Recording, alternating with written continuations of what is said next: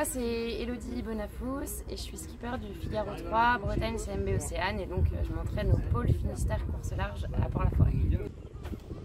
Eh bien, bonjour tout le monde, je m'appelle Eric Perron, je suis skipper de Figaro, notamment le Figaro French Touch Ocean Club. Et ça va faire maintenant, je crois que cette année c'est ma 10e solitaire du Figaro. Et je fais ça depuis presque... c'est loin, presque 16 ans, 17 ans, voilà. Donc ça fait 17 ans que je côtoie l'électronique NCAP. Alors, je m'appelle Nils Palmieri, je viens de Suisse. Je m'entraîne à Lorient en Figaro 3. Et c'est ma 2e saison sur le championnat de France élite de course au large.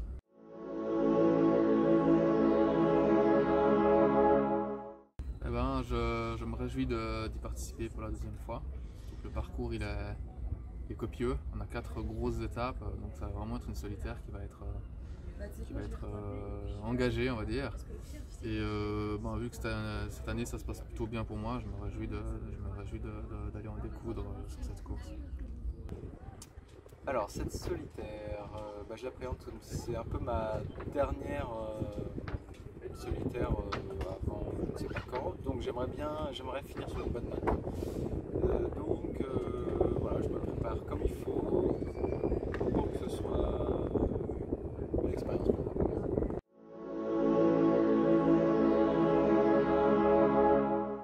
Et ben le parcours, ça va être, on va avoir de quoi bien s'amuser et bien s'épuiser et se creuser la tête. Des longs bords, on va faire pas mal de milles, c'est des longues étapes, ça va être compliqué, il va y avoir du rythme. Et moi je suis plutôt contente parce qu'on fait 2 étapes en Bretagne, dont une à Roscoff, en bas de Morlaix près de chez moi, donc plutôt sympa. Alors le parcours de la solitaire 2021, il est assez sympa parce que c'est 4 vraies belles étapes. Ça devrait tirer sur les bonhommes, ça me plaît pas mal. Il y a un petit mélange de côtier et de un peu plus hauturier, donc je crois qu'on a une belle représentation de tout ce qu'on va pouvoir faire avec le Figaro 3. Le parcours pour moi il est vraiment top pour plusieurs raisons. Déjà, la première c'est qu'il y a peu de passages obligatoires. En gros le jeu il est très ouvert. Il y a peu de... Voilà, en gros on a par exemple le fastnet à aller tourner sur des étapes. Mais en gros il n'y a pas beaucoup de points à l'aller et au retour, donc le jeu est très ouvert, donc ça c'est vraiment bien. Et puis je trouve que des longs segments comme on va en avoir sur la première étape, où on va jusqu'au nord-ouest de l'Espagne, c'est vraiment intéressant, quoi.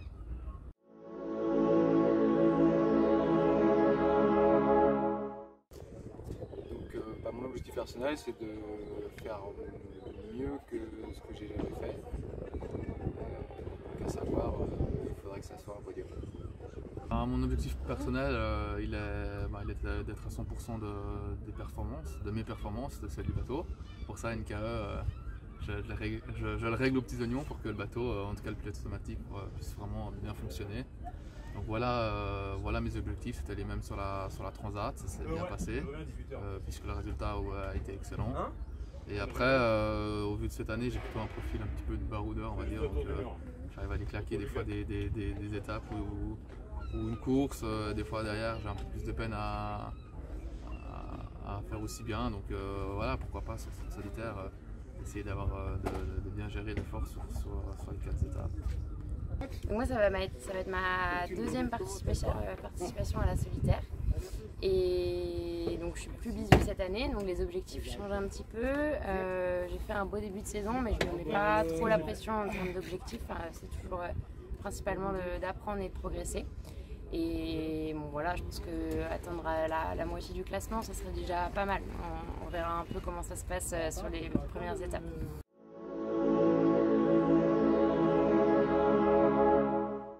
Et ben la concurrence, comme l'année dernière et comme les versions précédentes que j'avais regardées et suivies avec attention, il va y avoir du niveau. Il y a toujours des grands marins qui sont hyper préparés, qui ont fait aussi leur maximum depuis le début de la saison, donc il va y avoir du gros challenge.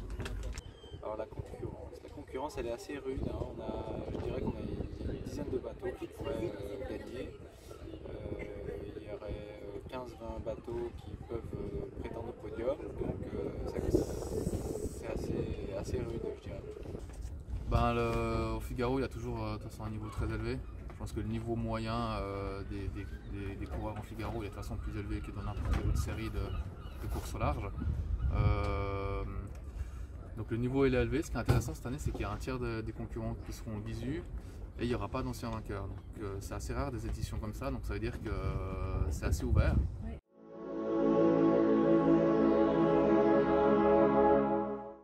Moi, NKE, j'ai découvert NKE avec le Figaro. Donc, à l'époque, c'était Figaro 2 et même Figaro 1.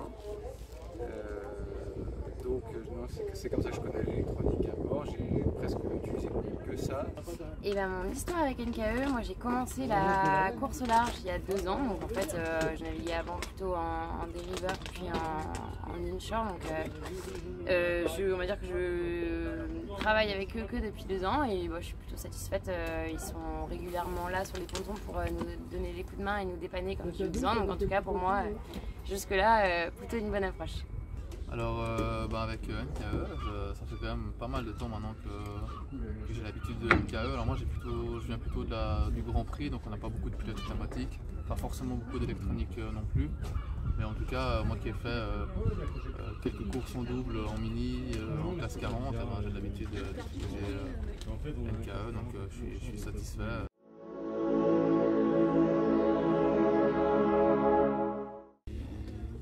Satisfait de NKE et puis ouais, comme je le disais, je suis content parce qu'il y a cet aspect assez personnalisable à chaque marin.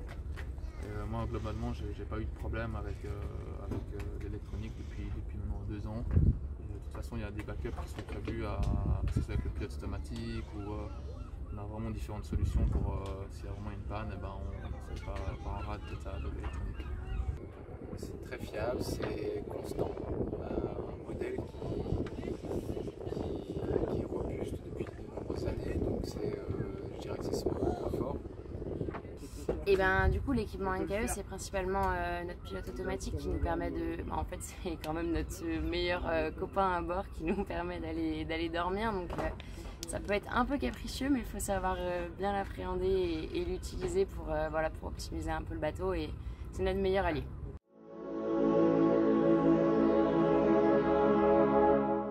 Il y a eu une fois où je me suis un peu énervée sur mon pilote NKE en me disant il n'arrêtait pas de changer de direction du bateau et j'entendais des bips, donc qui signifie qu'il y a eu une modification du pilote.